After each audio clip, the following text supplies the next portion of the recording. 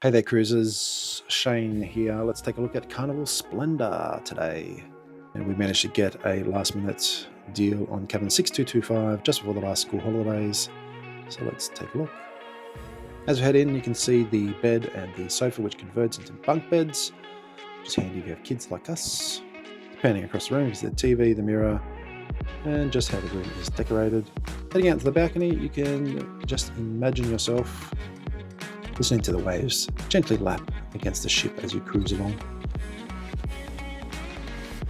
Now just looking at the cabin from a different angle, just before we head into the toilet, which has all the necessities for the toilet needs. We've got some shelves there for your toiletries, a makeup mirror, towels aplenty, a toilet, thank God, a shower, and nearly everyone's least favourite feature being the shower curtain. Heading back out into the room, we can look at the storage options. You can see that we've stored a few bags, etc. here.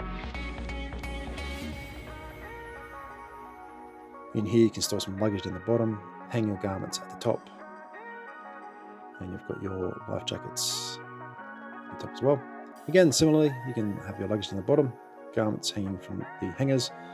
Down here we have some drawers, a stool, and the mini fridge, and that's it. So thank you for joining us on this room tour. Until next time, keep cruising.